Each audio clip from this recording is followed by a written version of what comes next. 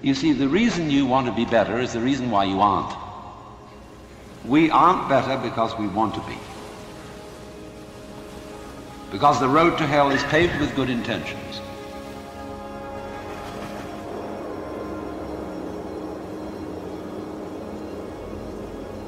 Because all the do-gooders in the world, whether they're doing good for others or doing it for themselves, are troublemakers.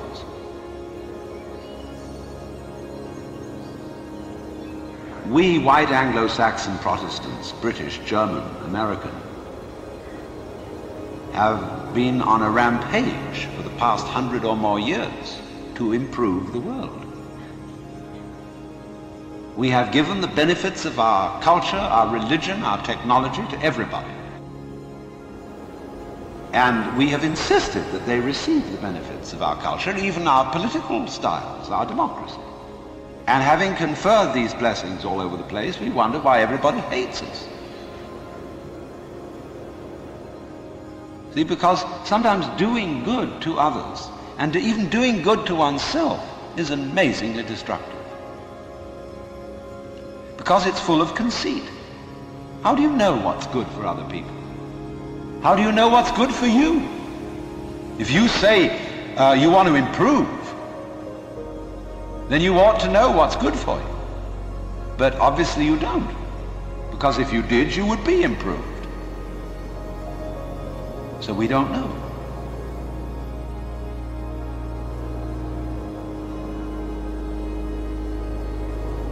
When we interfere with the processes of nature and breed efficient plants and efficient animals, there's always some way in which we have to pay for it.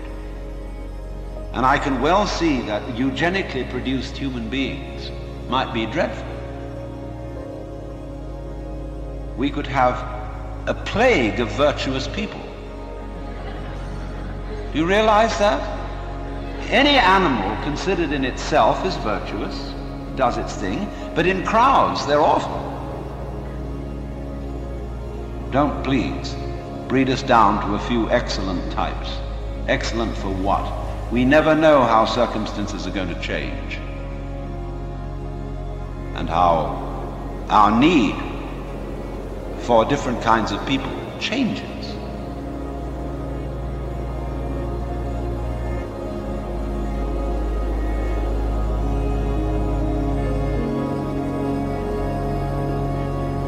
So you see, here again, the problem comes out in genetics.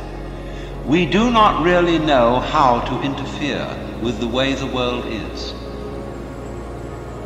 The way the world actually is an enormously complex, interrelated organism.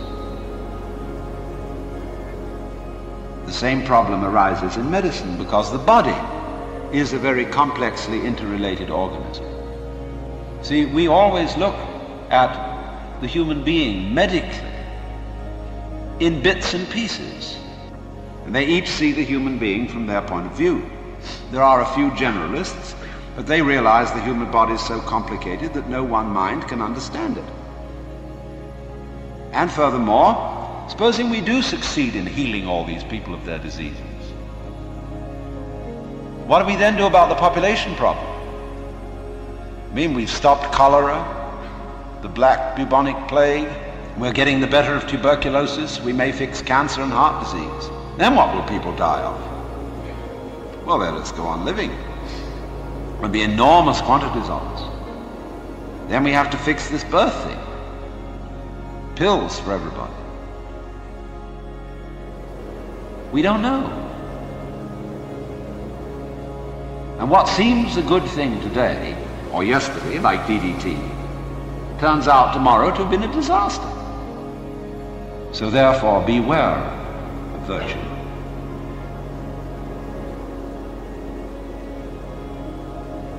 Lao Tzu, the Chinese philosopher, said, the highest virtue is not virtue, and therefore really is virtue. And they usually create trouble.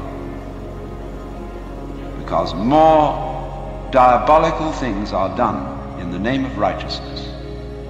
And be assured that everybody of whatever nationality or political frame of mind or religion always goes to war with a sense of complete rightness. The other side is the devil.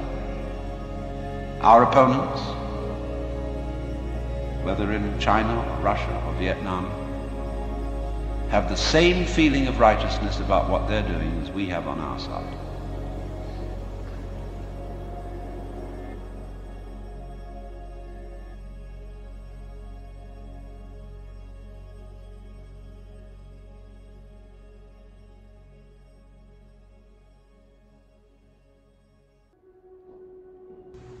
But inferior virtue cannot let go of being virtuous, and therefore is not virtue.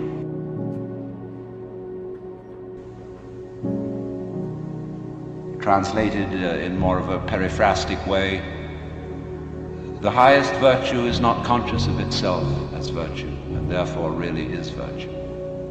Lower virtue is so self-conscious that it's not virtue. In other words, when you breathe, you don't congratulate yourself on being virtuous. But breathing is a great virtue. It's living. When you come out with beautiful eyes, blue or brown or green as the case may be, you don't congratulate yourself for having grown one of the most fabulous jewels on earth. So it's just eyes. And you don't account it a virtue. To see, to entertain the miracles of color and form. You say, oh, that's just... But that's real virtue. Virtue in the sense, the old sense of the word, as strength, is when we talk about the healing virtue of a plant. That's real virtue. But the other virtues are stuck on. They're ersatz, they're imitation virtues.